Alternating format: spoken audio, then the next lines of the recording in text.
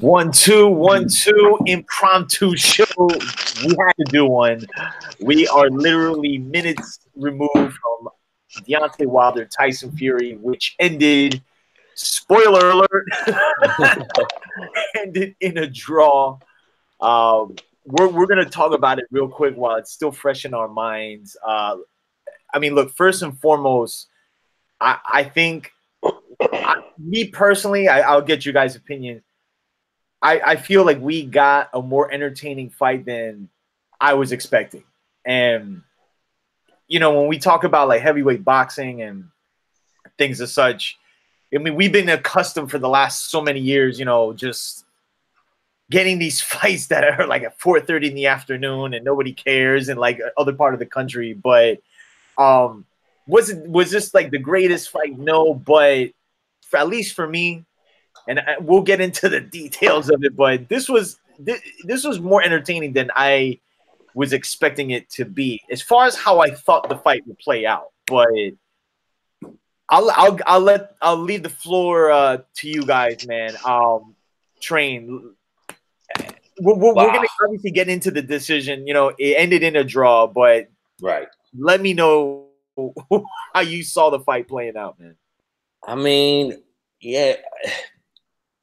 Let me just say this. I'm shocked, but I'm not surprised. Yeah. If that makes any sense. I'm shocked what happened, but I'm not surprised because when we did the prediction show on Wednesday or Thursday, whatever day we did it, we cautioned it with Deontay Wilder is very flawed as a fighter. So it was all about, is there a fighter out there that can exploit those flaws and those deficiencies? Nobody ever questioned his heart. Nobody ever questioned his will. But, you know, me and Rada, we started this saying on Guard Your Grill, science will always be, will over prevail over violence. And that's pretty much what you saw tonight. That's the great thing about boxing, is that Tyson Fury looks like a guy that sits on his couch and binge watch sitcoms from the 80s. I mean, he just looked like a dude that don't look like a boxer. I remember my grandfather told me this years ago about Muhammad Ali. He said Muhammad Ali got the perfect torso for a fighter. And if you look at Muhammad Ali, he was muscular, but he wasn't big and bulky like a Frank Bruno looking dude or Anthony Joshua or even a Wilder. Boxing, it relies on, you know, having some sort of acumen up here. We talked about that yesterday, about having this up here. But just reflecting on what we just saw tonight, I mean, you saw those chickens come home to roost that Wilder normally get away with against other guys. And real quick on the Klitschko thing, the reason why the thing about the Klitschkos is they're more talented than Wilder, you know, as far as just mano a mano, as far as skills go. So, and it also shows you that styles make fights. You can't never ever compare with one man. Like Steve got more skills than Deontay Wilder. Smaller guy. But still, though, as far as just pure boxing skills, Steve was able to do things that Deontay Wilder just couldn't do. Like when I saw him not being able to establish his own, like establish a jab. Like when fighters start moving their hands around like this, they're normally frustrated because they can't figure out what's in front of them. I mean, I watched James, Rada attested this. James Toney is one of my favorite fighters of all time. And what makes James Toney so unique is the way he set traps for you. And he looks clumsy at times, but he was so effective with setting traps for you and counter you off the slip and the roll. That's what Fury was doing to Wilder. Like from the early rounds on, I said, oh, he's setting speed traps for him. And was catching him with like just clean shots just coming in. You know, I mean, we'll get more into the fight as, you know, I'll pass it off to Rada. But like I said, I'm shocked, but I'm not surprised, because if you possess the things that Fury was able to possess tonight, I think you can beat him. And it happened tonight. Although the score, you know, the score didn't say it, but whatever. Your ROD. Yeah, man, this It's what is it? East Coast time. What time is it? One something. What is it? One what? 1:30, and we're all on the East Coast, by the way. Yeah, 1:30. And the funny thing about it is, you know, I just want to shout out Train. As you see, he's eating the dessert. He's on his banana pudding, by the way. Banana pudding. So you know, Train just came from a crazy day of being a dad, but now he's on like his third can of Coke. And I ain't talking about the Coke that Tyson Fury was doing. I'm talking about Coca-Cola. But needless to say, you know, we used to have this saying, you know, science over violence, and I know that some of our former members used to get mad over it. And the reason why is because we always said that a boxer would beat a puncher at least 7 out of 10 times. Yep. And I think with Deontay Wilder, we kind of looked at it and said, wow, man, this guy has a lot of dog in him. So, you know, you can't teach that. But then again, like I said, there's other intangibles that, you know, we talked about in the show. Number one, while Deontay Wilder has an eraser, you know, he lacks a lot of fundamentals. And I'm going to get into that in a few seconds, and I'm gonna tell you why. So remember that he lacks a lot of fundamentals. The second thing is he never fought a guy that was 6'9", and 6'9" Anthony Davis and moving around like freaking Chris Paul. All right. so that's another thing. The third thing is like Train said, you know, with those chickens coming home to roost. The one other thing was, you know, he was being outweighed by a bigger guy. That never happened to him before. So there was a lot of like intangibles that, you know, we spoke upon, but we never made a big deal on. Now, the one thing that Train said that really annoys me, but it goes, I think about Larry Bird and Magic Johnson. Your best coaches, your best players are not always your best coaches. No, they're not.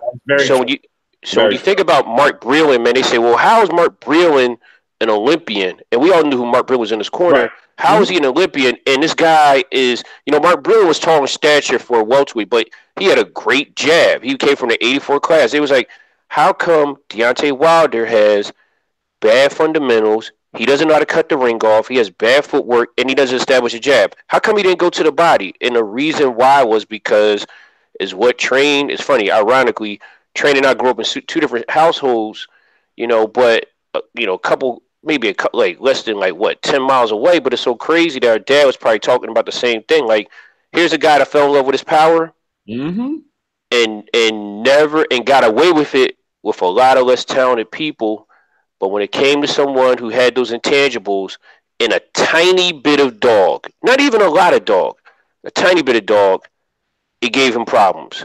He, like we said, we knew he was going to go amateurish at times, but this was beyond what I said. Now, I'll get into, you know, after you, Roberto, I'll get into something else that we saw. It was reminiscent of Tyson and Douglas, but we'll, you know, I'll let you go ahead and spit your knowledge, though. Yeah, I mean, you guys touch on a lot of things. I mean, it's kind of an ironic thing where we knew that Tyson Fury had the ability to do what he showed tonight.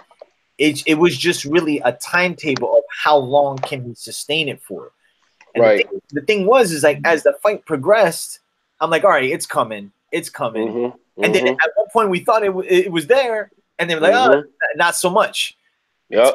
It's coming. And then you're starting to, you know, what our thought process going into this fight was Tyson Fury would be outboxing Deontay Wilder, even maybe thoroughly. Yep. And then, you know, the light switch would come on. And it would be the Luis Ortiz fight again. And even when we thought that was going to happen, it never culminated in, you know, that being the case. And I'll pass it to you, because I know you want to touch on this as far as what happened in the 12th round, which I think there's a big percentage of people that jumped out of their seats and maybe thought one guy won the fight, but maybe the fight wasn't over just yet. So I'll go ahead. You can continue on from there. Well, let me tee this up real fast, if you don't mind, and I'm gonna let Train go after this. Train was actually watching it. Train saw it. You're gonna laugh at this, Roberto. I gave Train Train was watching it on the internet, and he was watching it. and there was some type of like foreign languages that Trey was watching it, and I don't know if they were counting in their native language or whatnot. But Trey was trying to like kind of translate it into English, and Trey wound up counting like 15 seconds. But I'm gonna let Trey tell the story though. Go ahead, Trey. Tell your story real fast. Well, first of all, and anybody that's a boxing fan know our pain and going through these feeds. So if one feed trips up, you gotta go to the next feed. If that feed trips up, you gotta go to the next feed. Now the problem is with these feeds are, once you go past the American feed, you're going all around the globe, literally. I heard so many different languages from these feeds. It's not the first time I watched a fight in another language, but this one was particularly interesting. The gentlemen that were broadcasting the fight they sound like they were from somewhere in India. They had Indian accents, but I never saw their faces. But I've been around enough Indian people to know their accents. So it was actually pretty cool to hear a fight from another perspective. Like you guys probably saw it from Showtime. So I got a chance. You talking about split down the middle, unbiased. Right. Because listen, everybody that watched this fight thought Tyson Fury won. I haven't talked to yet one person that thought Wilder won. He outboxed him. And I still told this to Sleep that the fight was reminiscent of the first Marquez and Pacquiao fight. You had one guy that had explosive. Now, obviously, Marquez got dropped more, but he was able to do things that Eric Morales was able to do, but he was able to do things to Pacquiao in that fight where he made him look amateurish at times. The same thing happened tonight, and what Riley was talking about was the knockdown at the end, where there was a girl, and I don't know if Showtime showed it. That's why I told Riley Dodd. My feed showed this girl, and she kept yelling. Now this had nothing to do with the fight, by the way. I'm just was pointing this out that the girl was yelling. It was 12. She kept saying 12. You could read her lips saying it was 12 seconds, talking about the count that he got. Now I haven't watched it yet or whatever, but that's neither here or there. No, because Wilder has nobody to blame but himself, or maybe he doesn't. Maybe just like I was explaining to my cousin, he was like, "You think he's getting better?" I said, "No," because these boxers, they are who they are. Like he's not going to man. Like he has 40 professional fights. Right, he's 40. It's not like we're talking about some 22-year-old kid. And even with somebody like, let's say Dylan, for instance, ride or die. Dylan pretty much is who he is. He'll get better. He'll improve. But like far as his actual fight game, like his habits, because there's habits that, like Teddy Atlas always got this line, when you get hit, you always resort back to your bad habits. So no matter what Wilder's learning, or he can work on things like this, not like in the movies where, like I just saw Creed, and you could stuff just start happening for you magically. He's not going to slip and roll punches. He don't know how to do that. That's something that's a skill set that you just can't pick up. That's why you think so many guys, if everybody knew how to roll and slip punches, everybody would do it. This dude sat and rolled and slipped punches like Tony tonight. Seriously. Yeah, I mean, again, man, I was very impressed with the fact that he kept a game plan going the entire night, and even when he did get dropped, man, I mean, he didn't fold. I mean, he kind of just went back to what he was doing, just was jabbing, and it was funny, man. Like, because my cousin is not like the biggest boxing fan, but like he was seeing Fury doing those like little like 3-step twitches, those little feints and everything. And what's funny is by round 10, Wilder still couldn't adjust to it. Never adjusted.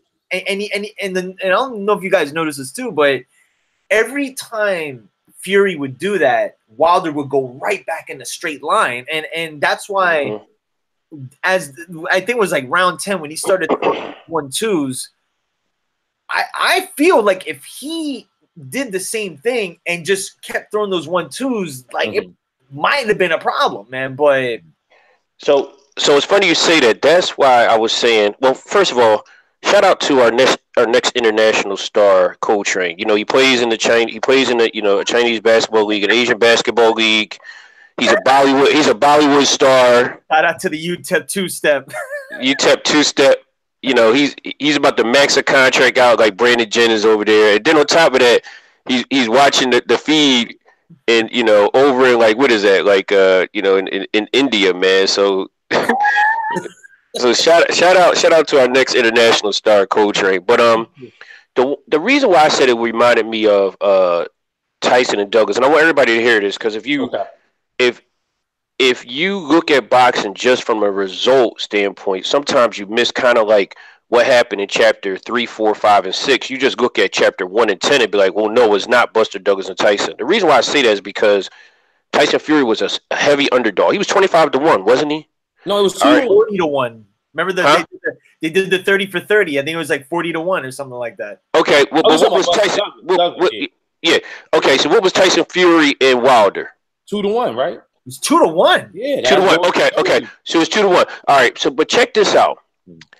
The reason why I say comparison is, remember we thought watching that fight that sooner, like, okay, Buster Douglas shot us low. He was boxing beautifully.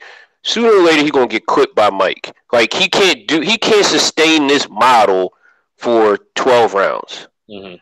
You know what I'm saying? Remember that? Remember we were probably feeling the same way. When you watch the fight, you're probably like, okay, what is Mike going to turn it on?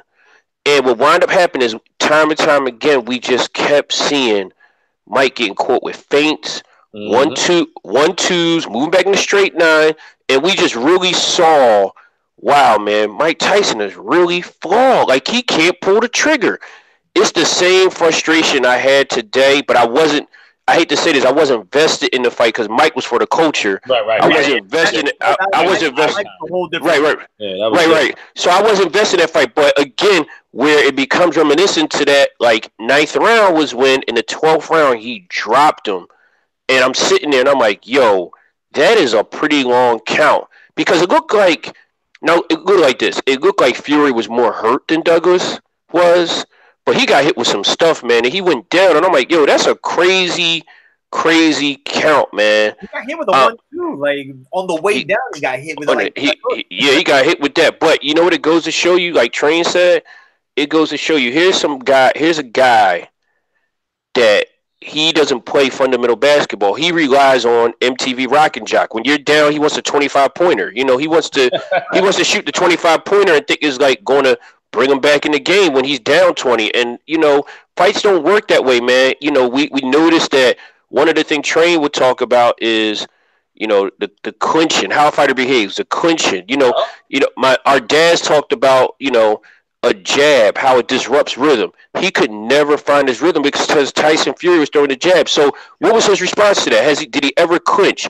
Did he ever cut off the ring properly? Did he ever throw a body shot? He didn't do any of that stuff, and it made him look really bad today. Those are the instinctive things that I was talking about, ride or die, like animal instincts. Like, you can pick out any animal, let's just say in a Serengeti in Africa. They all got different instincts. A porcupine, what does he do? He spikes up, any type of cat, their back arches up. So it's the same thing with fighters. Like when you get into trouble, you find out who these guys are. And when they don't panic and they do these things like clinching and spinning and turning, and some people might think that's holding, but Rada Die had put up a definition of the meaning of clinching, which was really broken down at a scientific level, at a layman's level, I should say. It was a scientific breakdown at a layman's level so people can understand how important. I think people don't realize how important it is. You saw Ward Clint when he got hurt against Kovalov. Tyson Fury did the same thing, and not only does it buy you time, but it's a rhythm disruptor. Yep. You see Floyd do it. You see all the great fighters do this. It looked weird tonight because, like Radadon said, this guy is a giant. We're not used to seeing big guys light on their feet, other than like the Riddick Bowles and those guys. Those guys light on their feet. But, in today's heavyweight, they're all big and athletic. They're not really fundamentally sound, post Klitschko's. And when you fighting a guy that's setting traps, that's not Fury was never in the same place twice. Yep. Never in the same. That confuses the hell out of fighters. We watch Floyd, we watch Bernard, guys like Marquez, Nate Campbell, to go back. We watched Frankie Randall did this against Chavez in the first fight. You know what I mean?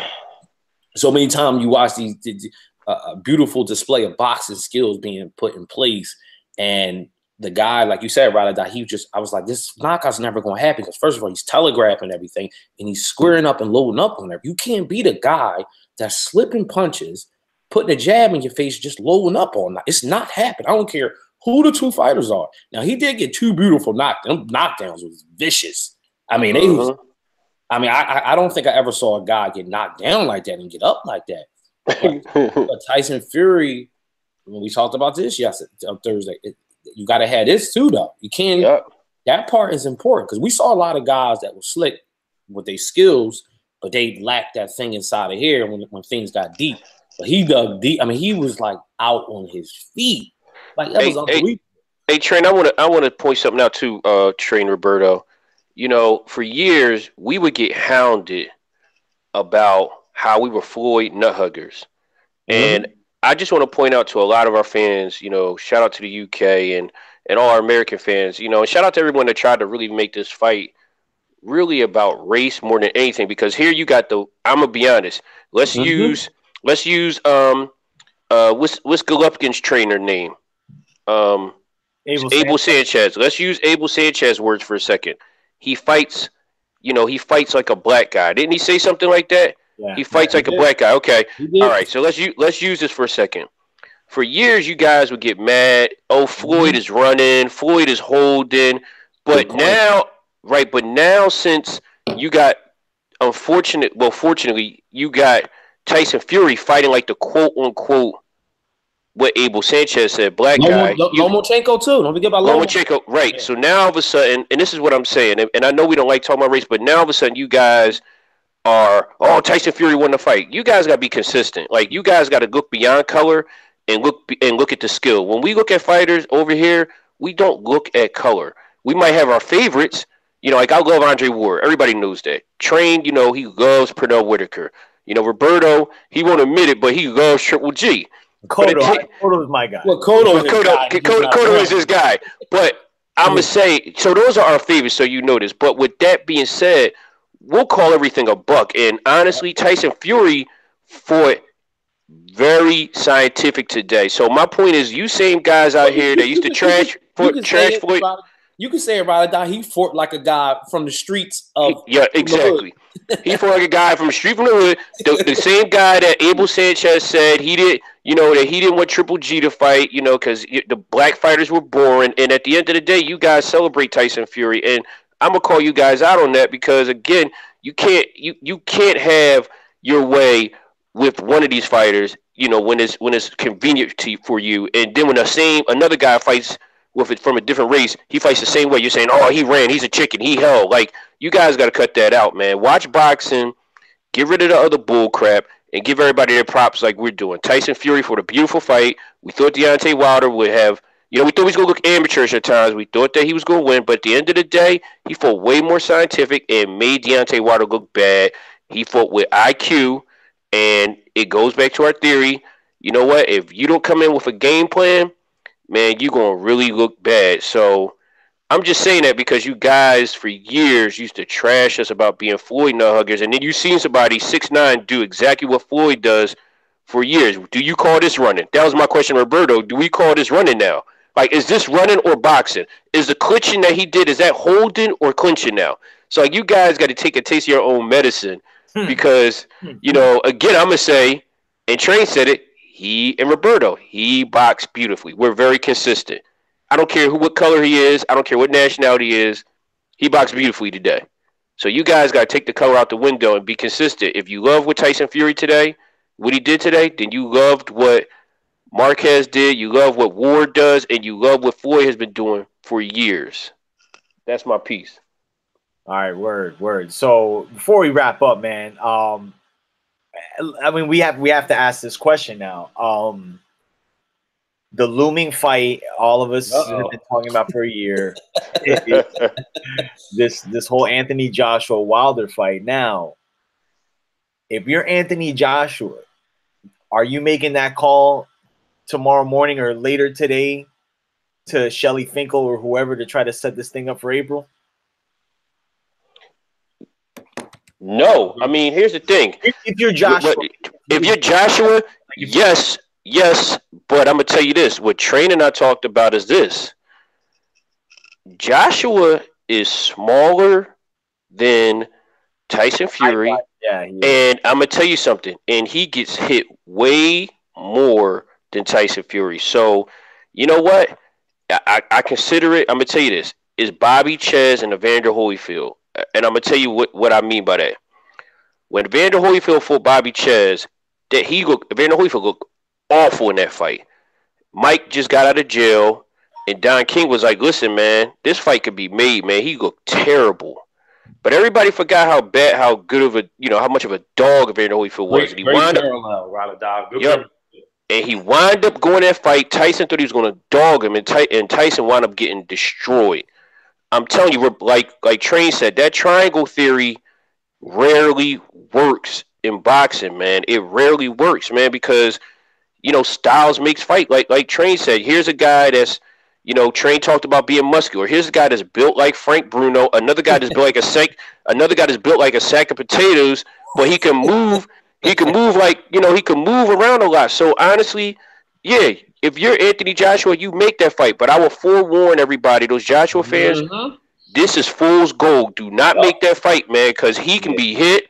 And you saw today that if he hits anything with his left or his right hand, he is going to crack it. Yes. So if I'm Joshua, you can make that fight if you want, but I would stay away from both these dudes because I'm gonna tell you right now, Fury's gonna make him look very bad. That's what I agreed. And I'm gonna tell you right now, Wilder is going to walk through him. Anything he does, he's going to walk through him, man. That triangle theory rarely works. We've seen it with a lot of people. If you think he's going to walk through him, it's going to look very bad. Yeah, so it's. I mean, for one thing, I don't think we're gonna see this Tyson Fury rematch. I think for Wilder, coming off of this, I mean, look, it's a draw. He still has the title, but I think they're gonna try to like that Dominic Brazil fight people have been talking about. I think that's probably what we're gonna see next. Tyson. The weird thing with Tyson Fury is I don't know who he's gonna fight because he just fought one of the guys that has 1/4 of the world titles. So I wonder who they're gonna line him up next with. And look, man, he could for all we know, man, like he could just say, you know what, man, I fought my best fight, I'm out of here. Who knows? Like who knows? I think that you probably will see the rematch with Wilder and Fury, not the next fight, but not the next fight, because he needs a comp. I think that Wilder needs a. Because listen, he fought two tough guys back to back. Yeah, that is true. Which he almost was not. We forget he almost got knocked out in that fight. That gets overshadowed. Right? He got beat up in that fight a little bit, and then he got beat up in this fight. So that's two fights back to back that he got beat up in. Right. So you need, just to kind of get his confidence in his momentum back. And I think that in a weird way, Roberto and Radadal, this is actually good for Wilder. And I'm gonna tell you why. Because if the Joshua fight don't work out for him, he got a moneymaker now. This fight, a lot of people didn't see this fight. They're hearing about it because it's all through social media right now. Oh, robbery. And whenever people hear the word robbery, they're automatically tuned in for the next one. And the money, exactly, Radadal, the Jerry Maguire symbol. And I just think that neither one of them really got nowhere to go right now as far as cash goes. One place you ever hear two fighters call themselves the best because they know one guy is basically being, and we never put this on the fighter. It's always the handlers. The handlers are being very careful with Anthony Joshua opponents. Right. So they watch the same fight we watched tonight. So they know that Wilder's still dangerous, and Fury is low risk. Low reward and very high risk. He's extremely risky for them. So they're looking at let them two guys beat each other up. You know how the game go, Radadal and Roberto. Once they beat themselves up and got some tread, a lot of worn tread on those tires, then send them our way. This is how the game of boxing go. Unfortunately, this is the ugly business of boxing. Once again, rearing this ugly head. I know people are going to be mad, and we both know that I still think Wilder stops Anthony Joshua. I think he stops him, but I just think that they're going to let them two kind of beat each other up. Now, this module been going on in boxing for a while, where you let two fighters kind of go at it, and then you come later to try to clean up. But it still might not be enough. But that's my theory on it. So let me ask you a question. With your theory, would the rematch happen in the UK or would it happen over here? No, it's going to happen here. Okay. I'm sorry. What do you think, Roberto? Probably here. Yeah. Probably here. And Roberto, I got to ask you a question from a business, or both you guys from a business aspect, because you guys, y'all are resident business people. So does the draw, because Roberto, you said it, hey, there's a lot of UK fans here, almost like the Hatton fight. They travel. It was a lot. Right. So does the draw that, because the UK fans travel over the pond, and because of the value, I don't know what the numbers did, but does Wilder have a leg to stand on to have this fight in the United States if he were to fight Joshua now? No. If that fight ever happens. I don't think so. I don't think so, only because it's like Joshua still makes more over there. It doesn't. Okay. It's like he's not. He has 6 million followers on Instagram. And okay, all right. Like, you know what I mean? People in an arena, so it's tough, man. I think the best case scenario is if this fight did like 500K, 600K. To be honest with you, there you go. In this day and age, that's actually a successful pay-per-view. Isn't it funny though, man, how to you guys' point, that they're both from the same country and one is kind of been blackballed because of the cocaine and you see one beat Klitschko and they really don't mess with him. The other one beat Klitschko when he was 95 and he's the beloved hero. Isn't that kind of crazy? But let me tell you something. Back to your point, they're not used the way. It's weird. The way not weird. You brought up a great point. I'm glad that you interjected that because that's the elephant in the room that when a certain, ethnic fighter fight a certain way, they're not, the fan base they're lukewarm, so to speak. Now he was getting knocked down and getting back up like Joshua did. And, I think it will be more of to his style, like you said, brother God. That style of boxing, a lot of people just don't, they just don't like it. They don't like that style of boxing. Right. So Joshua is more like a creep. He fights like somebody's going to yell, cut, action. It's like a movie. He gets knocked down, he gets up, he gets knocked down, and he gets up again. Where Fury is more, it's a purist format where it's not casual friendly, so to speak, is what I'm trying to say. To your question is what I'm getting at. Yeah, because again, man, and this is not to diss anybody, but it's just so weird, man, how they're both from the same area, but one is beloved and one isn't. And you're right, that I don't know that people that love style, drama, man. People fighters. They loved Hatton.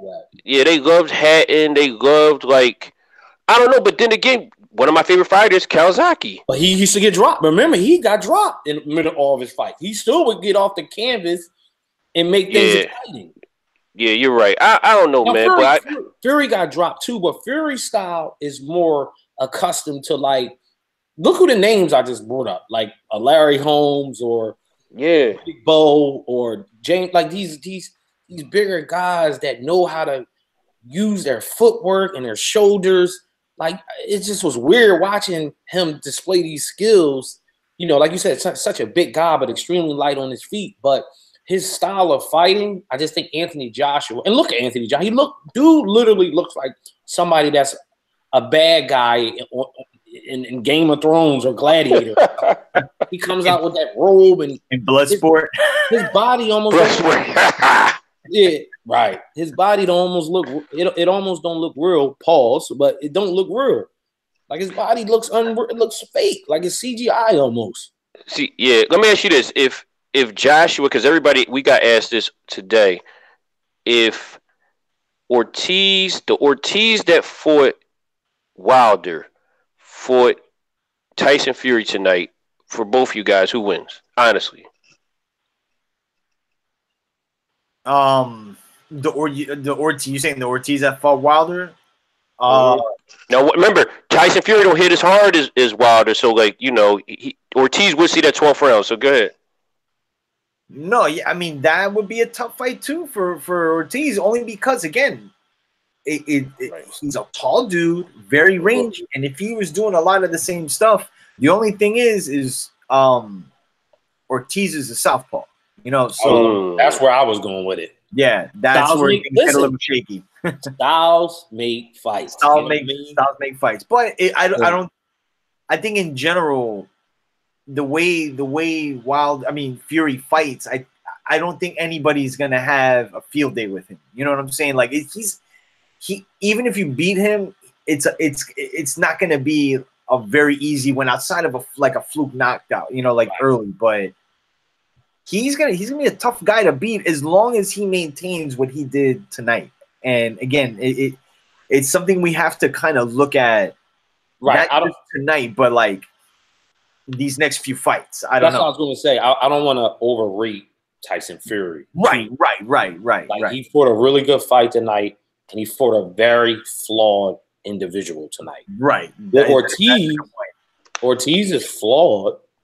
But you could argue that Ortiz might have better just pure one-punch knockout power. Yeah, right. Just one punch. So if he catches with one punch and Tyson Fury don't get up, he might can beat him. But on paper, you probably would say, all right, well, maybe Tyson Fury is crafty enough to see it through 12 rounds. But I don't want to overhype Fury to the point where it's like, all right, because I brought up Larry Holmes. I want people thinking, like, oh, man, Train tripping. Yeah. I was just saying. That's how it starts. That's how it starts, right? I was just saying I saw some attributes that I saw from older fighters, some things that they would do. But then again, Wilder kind of made it a little simple for Fury because he was setting those glue traps. I grew up in the hood, know what I'm talking about. The glue traps you get from the dollar store. When you think Roberto don't have them down there because Roberto got iguana, so they eat got a whole different set of issues down there. Yeah, they got reptiles down there, man. They got real stuff. We complaining about the ROD he be tripping when he sees them gators climbing the fences. Cause like how could you get away from man? I had to walk around with a hair. I'm cool. But let me ask you this: do y'all want to talk about her tonight, or are we leaving that alone until next week? Like what y'all? I didn't see that. Her. Remember, y'all saw it, so I'll fall. Yeah, we could talk about that for the weekends. I mean. This whole month is just nuts because we still got to talk about Pedraza and Lomachenko. I mean, we could wait for that, for this week's show. Yeah, okay. Yeah, and Stevenson, and then shout out to Train. His favorite boxer got knocked out today, Stevenson. You know what? Oh, wow. See, that's why you don't know. See, this is what we was talking about early in the week. This was a good example of when a politics go when they go the opposite direction. All that political, you couldn't get a fight with Ward or Kovalov, and look what ended up happening. Now you're never getting a big fight. And look, to Stevenson's credit, man, he didn't fight bad. Yeah, I didn't see the fight. I just saw the knockout. I was like, but it ended bad. Yeah. But you know what I'm saying, though, Roberto, he's out the equation now. Head was out the picture. That looked bad. That was a bad knockout. That was a crazy how everything changed. Ward is retired. Kovalov is kind of retired. You know, kind of teeter-tottering. And Stevenson, remember, just 2 years. That's why I'm trying to just think.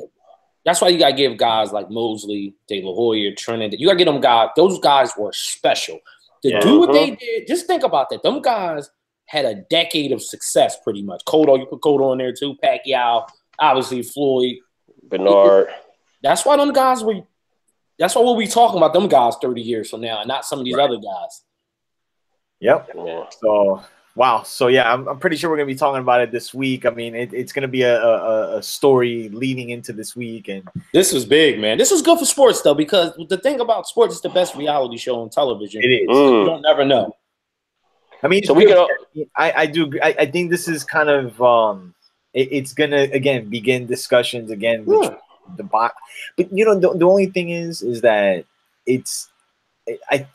the discussions are going to be interesting because I mean I don't think we're going to find very many people that think Wilder won the fight. You know they're out there somewhere, Roberto. Just go on social media. True. Let me backtrack. Well, again, the only thing that people can say was just that long count. That's the only thing people can say. But other than shout out to my man Juan. He would just text me saying that he went back and checked the count. He said it seemed kind of long. So I told you the girl what the feed I saw, she was like, it was the one that jumped up, right? Yeah, the one that jumped up. Right. Now I'm gonna tell you something. Shout out to Roberto and I'll laugh, but shout out to my brother Azim who called me from Vegas this morning and said that Fury's gonna beat him, and I told him that he was. Oh yeah, I put it on a thread. Me and Roberto were laughing. Azim was laughing. He said, "Listen, man, he called. He said to sleep too because sleep. That's telling him what happened. Yeah, that's right. But Sleep changed his pick though, man. But what he did was he explained because I talked to him on the phone and through text. He said everything that was going to happen. He was like he too good on it. He's like his footwork and his upper body movement going to give him problems. And it did. So it goes back to our question. Do we want our heavyweights? When we think about our heavyweights, do we want them moving like that? Is it illegal for them to move like that? Absolutely. No, because Ali moved. Leonard Holmes moved. And some people hated that. Lennox. And some people hated that. And then, a lot of people loved. Honestly, if you ask some people, they think that Mike Tyson's the greatest fighter ever. If you ask some people, they think, honestly, they love George Foreman. To me, I think Lennox Lewis is underrated. But when you think about it, they loved Evander Holyfield. But when you looked at Ali and you look at Riddick Bowe and you looked at Larry Holmes, listen, even the establishment hated the way they fought. Right. For a heavyweight. Because, heavyweights is what former member used to talk about. It should be rock'em sock'em robots. You go in there, you basically go in there with the bulldozer, you swing, and it's a knockout. You don't go to decision with heavyweight. So my point is, is it illegal for Tyson Fury to move like this? Do you understand what I'm saying? For a heavyweight, I like it because I just love boxing in general. But do you guys? People hated Chris Bird. Chris Bird used to do the same thing. He was just small. Well, that's what I was trying to say about Tyson Fury when you asked. That's why I'm going back to your original question. You asked why is Anthony Joshua more embracing Tyson Fury? I said if you look at the styles of the two fighters, people tend to relate with more theatrics, rather because we understand the sport of boxing. We got an eye where we can, and we're not patting ourselves on the back like we some savants when it comes to boxing, but all of us got over 30 years of experience. We don't just watch big fights. We watch this thing. Watch it all. Yeah. Wow. So we're able to pick up on these little nuances in these fighters where a person that grabbed a beer and invited some friends over, they don't want to see clinching, pivot, feints, blindfolds. They don't want to see all that type of stuff. They want to see Anthony Joshua. So that's why they embrace that style. So to your point, of course that style is gonna always prevail over somebody that uses a sign. I think it happens in all weight classes, but particularly to your point, Ryder Dow, heavyweight, they want to see people bash each other. Why do you think the Thrilla in Manila is one of the most talked about, not just fights, but sporting events of all time?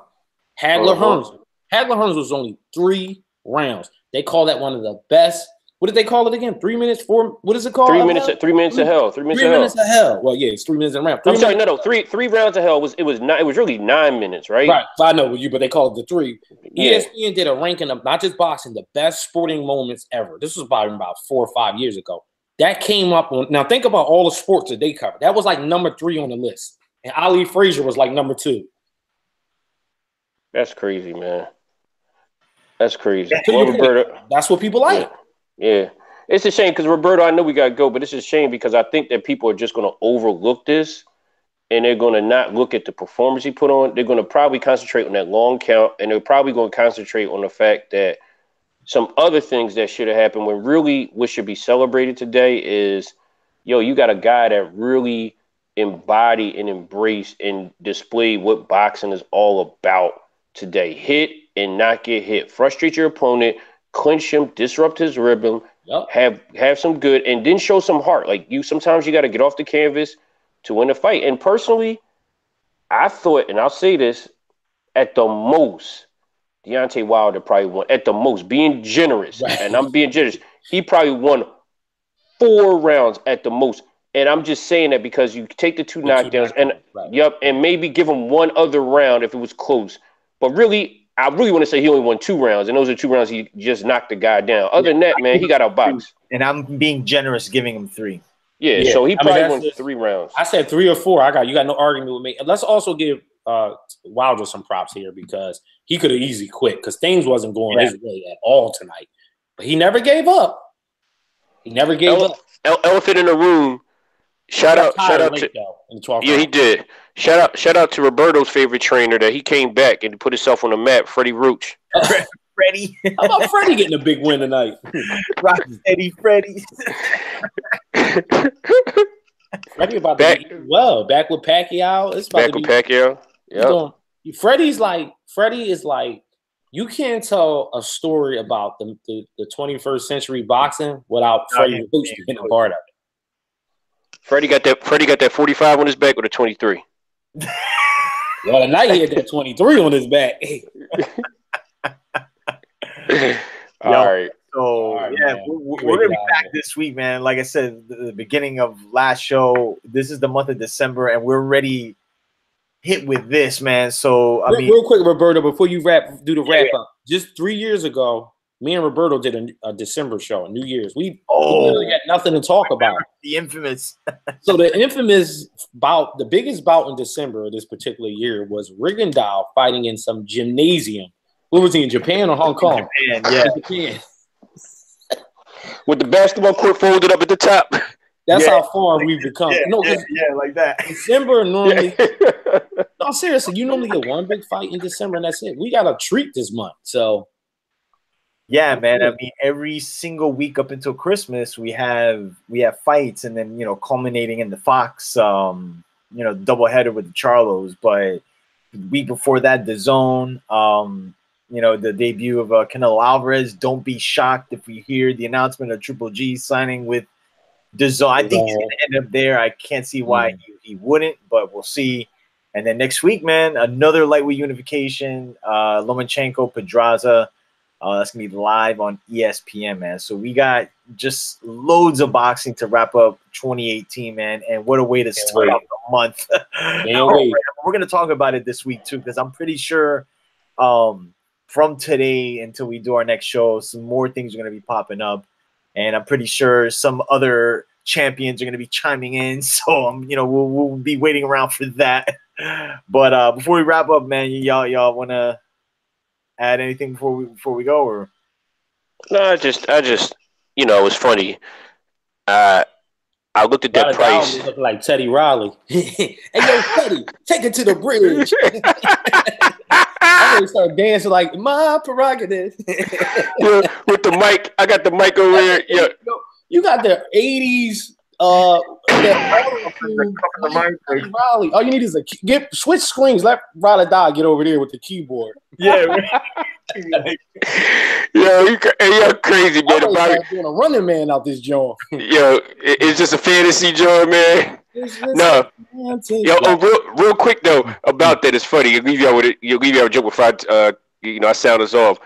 I was on one of my silly moods, and I was looking at this guy training. What they call, in his words, Conde Corsos. And he was like, yo, Lady Gaga, I got some protection for you. Come holler at me. Sit. It was Aaron Hall. He trained the dogs now, security dogs. Yeah. Yo, he said, Lady Gaga, man, all y'all pretty celebrities, man. Y'all come holler at me, man. I got some protection dogs for you, man. And he training them like on concrete, man, with them. Hey, Roberto, I got a good idea we can add to the show from now on. We're going to find like old celebrities. We're going to find out what they're doing. Every week, we're going to just one. We'll find one and find out what they're doing. Like random people. Random. That was random as you can get is Aaron Hall. I guess because of Teddy Riley threw you there. You know what I mean? Yo, I'm going to put that up. Put that up with a page. Like, you know what? When you put this video up, I'm gonna send a screenshot of it, and you gotta put the screenshot. But all I'm gonna say is this: like, this was, Train and I looked at the price of this, and we just said, there's no way after all these pay-per-views, like Canelo and Triple G was the fight of the year, and it was worth every $85 we paid. And I was like, there's no way that this car is worth $75. And when you think about it, man, it probably didn't go the way that some people wanted it to, but it was a great night. It was a great fight. Boxing. It was a great night for boxing, man. It really was. A herd fight. Really good fight. A good fight. Yep. It's a great night. So, yeah, that's pretty much it, man. Like I said, we're going to hear more about it until we do our next show. So let us know what you think in the comment section, man. Who did you think won the fight? I'm pretty sure that it's a clear, obvious choice from everybody, man. But we'll be back this week, man. Lomachenko, Pedraza live on ESPN next Saturday night. Thankfully not on the ESPN Plus app, so we'll get everybody to watch this fight. But hit the subscription notification. It is 2:30 in the morning, man. 2:30, people. It's just a fantasy. It's my prerogative. All right, y'all. I'll holler at y'all. All right, peace. We are out till next week, man. Peace.